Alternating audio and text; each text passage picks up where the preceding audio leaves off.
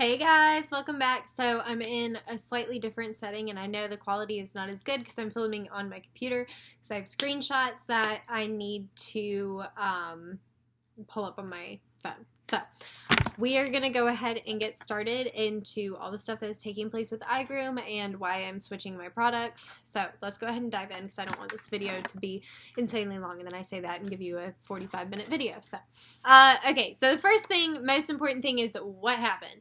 So iGroom was owned by, I think, just a couple, right? I know it was Alex and I think Jen. We have the notes. I'm going to pull it up right now.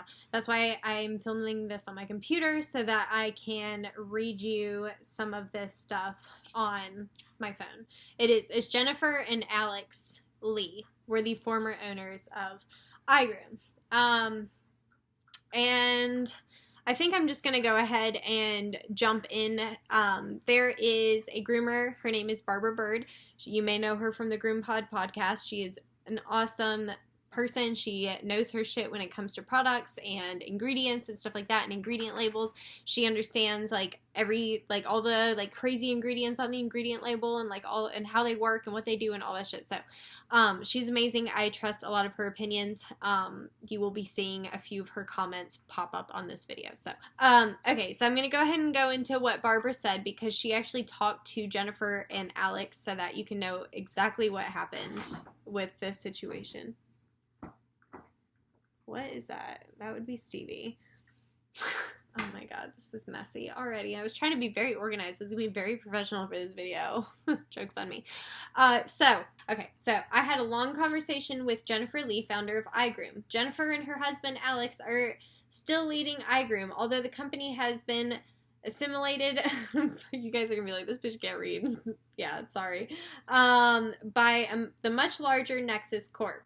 And I just realized that somebody at some point, I thought when I first heard they went to Nexus, I thought the hair industry Nexus, right? But somebody told me it's not the same one, that they don't spell it the same. Barbara, as you can see here, has it spelled like the hair company. So that leads me to believe it's the same company that owns the hair products, but I do not know. The decision to merge was brought by a combination of factors that included extreme supply chain difficulties, huge company growth.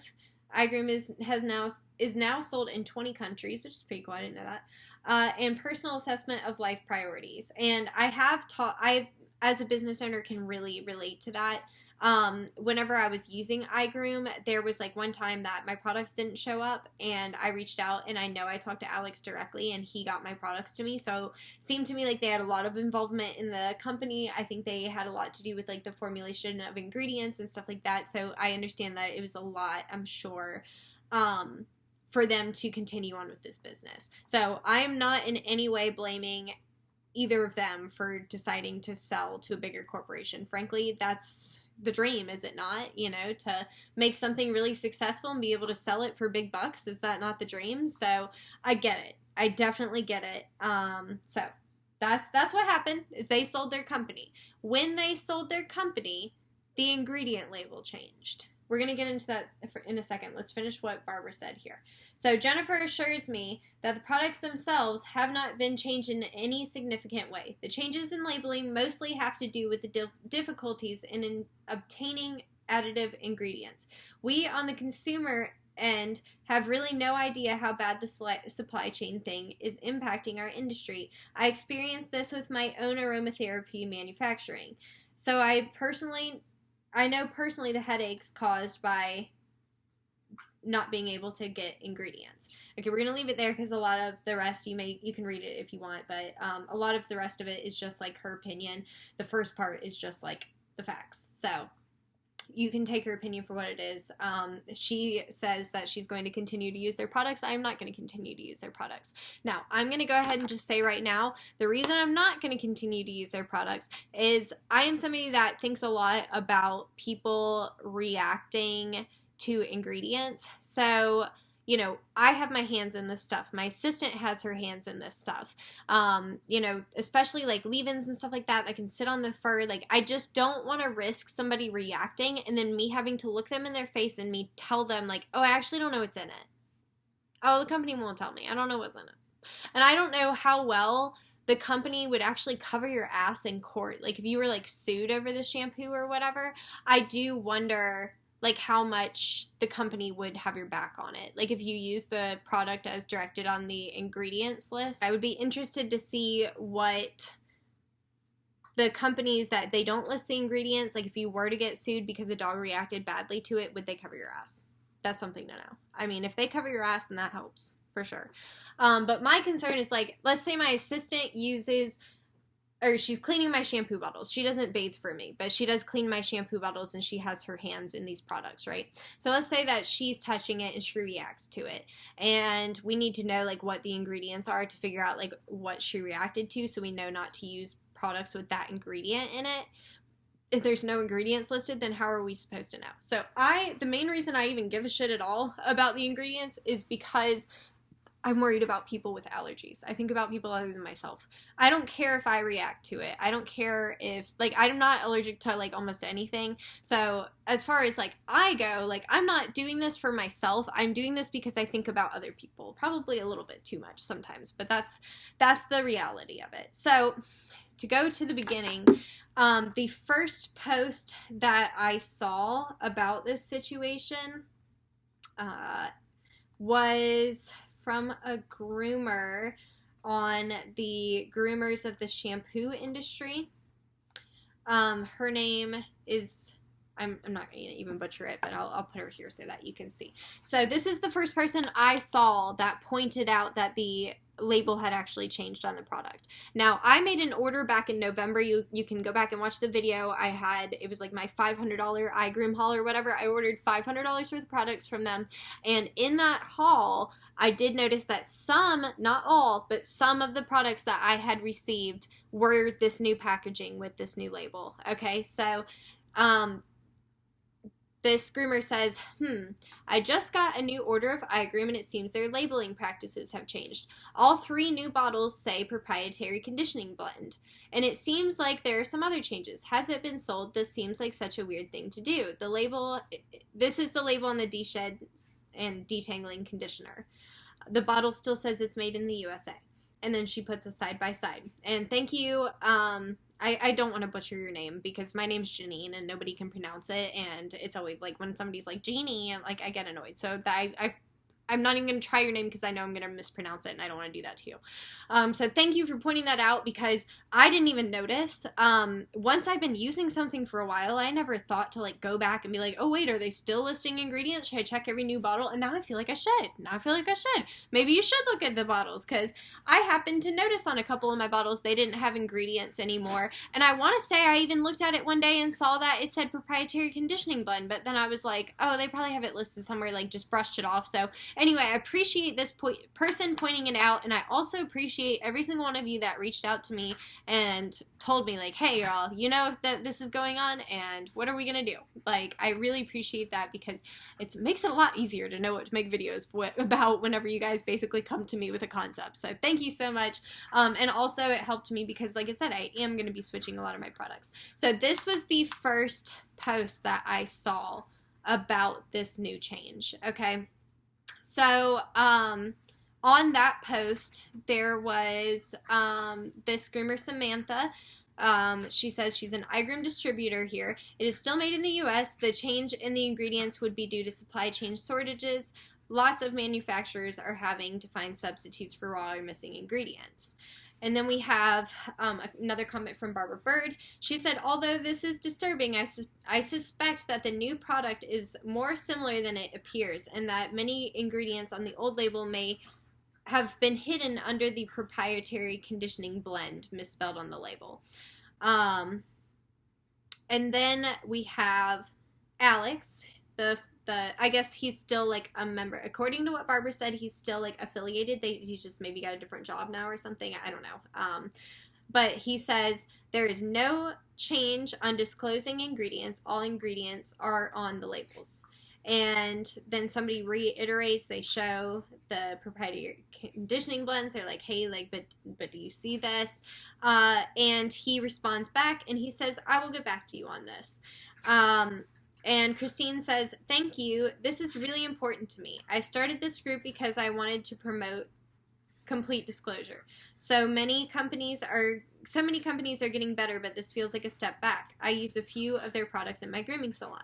And Barbara Bird responds to Christine and says, this is a step back. Although iGroom has always been somewhat reluctant about total disclosure, especially of of their more novel formulations, I don't think the products themselves have changed. Now, I added Barbara in there with that because I thought it was important for the people that do want to stay using it. I think it's a good thing to note that it should be similar. So, like, basically don't be, like, terrified of it. What are you eating? This dog. I'm trying to trust her to, like, be out and about in life right now while I'm doing my videos, even though you guys know I always make them go outside, and she's making me regret it because I feel like I've already stopped once for her at this point. So, like I said, I wanted to show those comments. Those are the ones that I thought were, like, kind of the most pertinent comments that kind of talked about some things. Like, I liked how the one person was like, hey, I'm an iGroom rep, which should be the same things. I appreciate that Alex got involved and that Jennifer took the time to talk to Barbara, and I appreciate Barbara getting the information together for the rest of us. So she made this job for me much, much easier. So thank you, Barbara. And again, I highly, highly, highly recommend the Groom Pod podcast. Barbara Bird knows her shit, so go listen to her. She's amazing, and I could never. So if you want to really know the ingredient lady, it's Barbara. It's not me, okay? I'm not trying to act like I'm the ingredient person in the world. So now we know what happened. We know it was sold. We know that it has a new label, and we know that this new label removes a lot of the key ingredients. Well, not key ingredients, but especially the, like, active ingredients like that they typically have in things. Like, I noticed that they took off, like, argan oil. Hold on, let me go back. Put the side by side back up. So if you look, like I said, the protein keratin, argan oil, chamomile, chestnut extract, all those things are not on the new label. You know, chestnut extract is on there. Or no, is this the new? Wait, hers actually, I don't even see the proprietary conditioning. I know there it is right at the beginning. Listen, I'm skim reading. Don't mind me.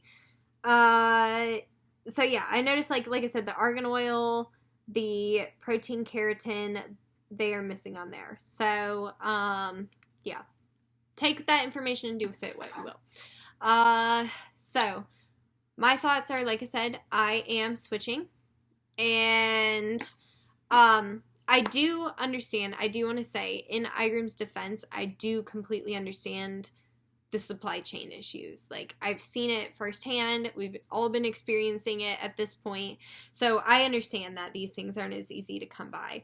And I do understand why they aren't, like, it was easy as a consumer to be like, why don't you just change the label, you know, for whatever you put in it? Like, why not just put the new ingredients on the label? But that stuff can be really expensive to make, like, updates like that to the label. So if, like, they were like, one batch was going to get argan oil, but the next batch they didn't have enough argan oil for it, then, like, it would be expensive to change labels on all those products. So I understand, and I understand, like, why Barbara said that she's loosening up her strictness on the products that list ingredients, and I get it. Like, I do get it. At this point, I am going to be still trying to use the ones that are listing their ingredients, because, like, of the things I was saying earlier, if I had, you know, myself, my assistant, or, you know, one of my clients react to something, I'd at least like to know what's in it so that we can kind of have an idea of what to avoid in the future. Because, like I said, if, like, somebody has a coconut allergy, for example, I'd need to be able to look at the product and be like, oh, this has coconut, I shouldn't use this, you know? It's not to say, like I said, like, coconut is a good example because I can use coconut stuff and I may love it, but I have a friend that's really allergic to coconut stuff that she would, like, break out in a rash if she used it. But I could use it and have good results. It's like peanut butter. Like, some people can eat it and they love peanut butter, but other people, they eat it and it's not good at all, you know? So I'm particular about the ingredients being listed because I just want to know. And I want to be able to avoid products. Like I said, if somebody comes to me and they say, like, I can't have this ingredient in this product or whatever, I want to know what's in it. That's all I'm asking. Like I said, I'm trying to see both sides. I feel like I do see their side. I don't know if the shampoos in the industry always see our side. A lot of companies just brush it off whenever you try to bring up, like, hey, like, your ingredients should be listed. So I'm hoping that this is not a sign that things are going in the wrong direction. I hope that this is just a temporary thing, basically. And if iGroom, before I get into what I'm switching to, if iGroom decides to start listing ingredients again, I will switch back, because they are like one of my favorite companies I've used. I am mainly, well, let's get into it. So what I'm switching to, so some of these things I have like immediate replacements for, and then other things it's going to take me some time. So I'm going to have to keep you guys updated. I have some plans on how I'm going to do that, but I don't want to spoil the surprise yet. So don't worry, I'm going to be telling you for the ones I don't know, but there are a couple right now that I'm still figuring out. So just bear with me, because I've had about like 2 weeks to get this all figured out. Okay, so the first thing that I do have a replacement for is the iGroom de-shedding and detangling, and also the banana shampoo. Now, I typically use those as like a de-shed kind of shampoo. So what I'm replacing them with is the Hydra moisturizing shampoo. It's going to do a really similar thing. It's super moisturizing. It's going to loosen up that undercoat, cleans well. You could also use the Hydra odor neutralizing shampoo. That would also be a really good good shampoo for de-shed dogs. You just want to get them like super, super clean and like moisturized. So any shampoo that you find that's like super good cleaning that also is moisturizing, that will be really good for your de-shed dogs. So like I said, I would do the Hydra moisturize or the Hydra odor neutralize for my de-shed dogs. So that's going to be my new go-to. For the iGroom squalane shampoo, I have really been liking the Hydra Senses Care shampoo that I reviewed like last week. I think that it is really nice. It's really moisturizing. I only need a tiny bit for the dogs. So like whenever I mix my little shampoo bottle up at the beginning of the day, it'll last me all day. Like I only need like a little bit, especially for small dogs. So I think it works really nice on the drop coated dogs. And you could also, if you found a brand that had like a volumizing shampoo, that will also work good on Shih Tzu type dogs. So the Hydra Senses Care line is the main line that I'm going to be using to replace the squalane stuff. The next thing I have on my list is the facial shampoo. This is probably going to be the hardest thing for me to replace. I don't know. I just love the facial shampoo so much. I mean, especially some of you guys may remember the journey I went on to find that shampoo originally. Like, I've had a few moments where I've just been like, fuck it, I'm just still gonna order it. Then I think about it and I'm like, I can't. It's hypocritical. Oh, that's a patch of sunlight. I was like, what is on my couch? But yeah, so facial shampoo, pretty devastated. I keep getting people telling me to do the Why Bitch. But theirs is scent-free unless they have two, and I don't really like that it's scent-free, to be honest. I really like my facial shampoo to smell good. But I have used the Why Bitch scent-free facial, and it does work really good. Like, I'm not saying it doesn't work good. I just personally can't get past the no smelling thing. Like, I like everything to smell really good. It really is almost a deal breaker for me when something smells bad. But if you're cool with scent-free, then I definitely would recommend that, because I do think it lathers really well. So again, that's the Why Bitch facial that I would replace with. For the whitening shampoo, easy peasy. I'm just going to switch to Hydra. I think I even talked about it I know I've talked about it several times. I don't know where or when, but I know I've said that basically the Hydra and the iGroom whitening shampoos are very similar. I do think that the iGroom one was a little better, like especially when I had a dog that was like truly discolored that needed to be like turned back white. I do think the iGroom worked better for that. But the Hydra shampoo's fine. It will definitely suffice. So that one's easy. The next thing I have on the list is clarifying shampoo.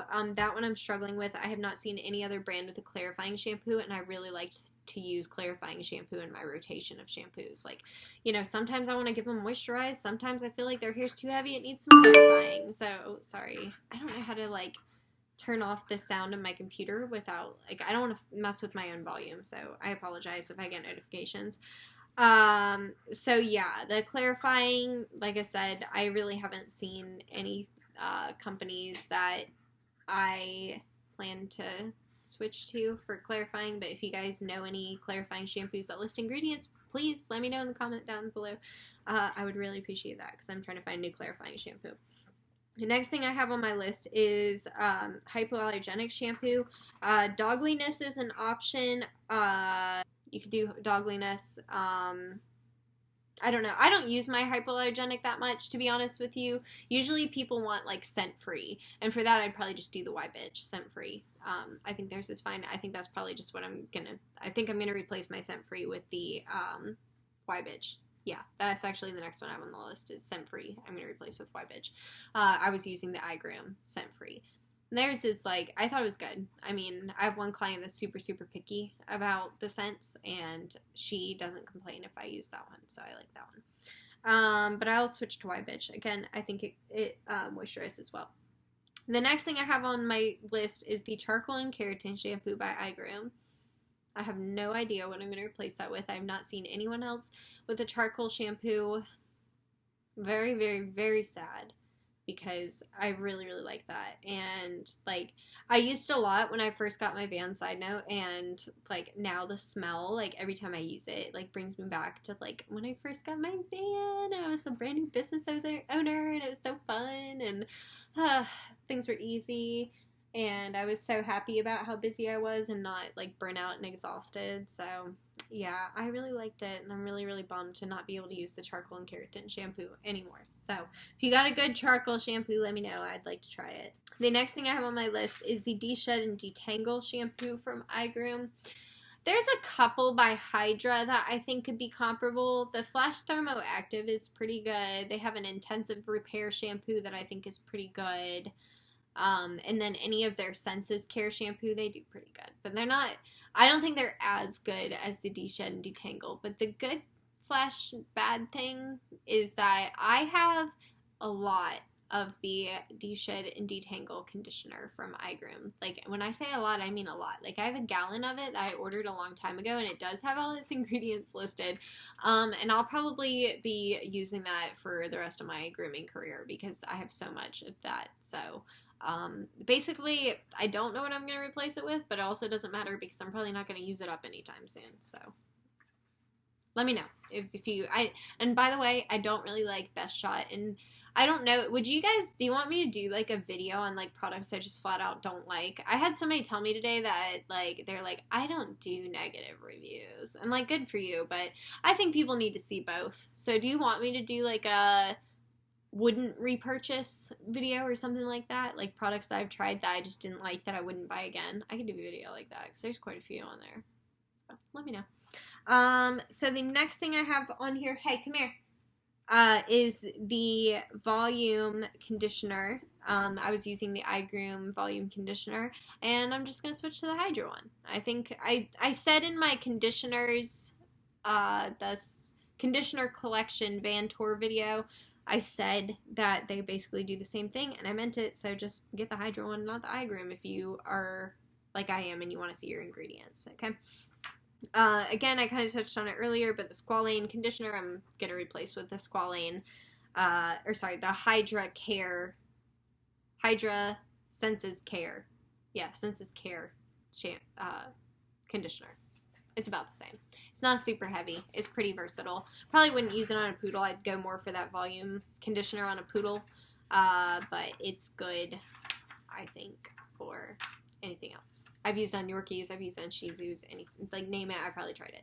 That's all I have for conditioners. I went through my van and I went through all the products that I had from iGroom and wrote them down. And then I wrote next to them, like, what I was switching to. So that's what I'm going from. Now, the hardest thing that I have had to replace is the leave-in conditioners, because I think iGroom had, like, the best variety, and my favorite leave-ins, specifically the Wonder Spray, and I know I'm not alone on that. Like, I've had a couple of people tell me that they really, really loved the Wonder Spray, and that we don't really know what we're going to replace it with, and that one I just truly don't know. It's scent-free. Like I said, I have that one customer that's super picky on scent-free, so I just, like, love that she wouldn't complain about that. It, like, conditioned really well. It got tangles out really well, and I don't even like scent-free stuff, and I was actually okay with it. I was cool with it not being scent free or not having a scent. So it was like, I really, really like that. So if you have anything that you know that's even somewhat comparable to that Wonder Spray, let me know. But that was very unique. So I'm a very sad girl about that one. The next spray I have on my list is the Texturize, and they have like a scissor spray. And for those, I'll probably switch to like Show Season. Show Season has quite a few different leave-in conditioners. My plan is I'm going to go to Atlanta Pet Fair this year, and I'm going to be checking out a lot of these products in person. So, like I said, as I get them, I'll be showing them to you, and I will let you guys know once I have like my final results on every single thing I like actually ended up switching my products to. I will let you know, but obviously that's going to take some time. iGroom made up for a very high percentage of the shampoos and conditioners I was using, so I have a lot of replacing to do, so just bear with me. I'm trying to get it done as fast as I can.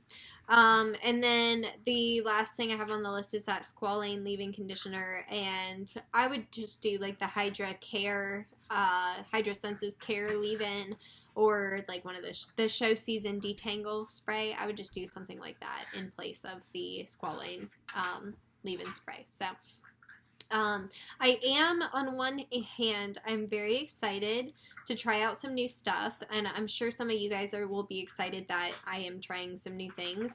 I have some companies that I'm planning on trying that I haven't tried before. I want to try more things from Why Bitch. I've only tried their facial shampoo, but I want to try some of their other products. I want to try some stuff by Yves Saint Bernard, especially their Caviar.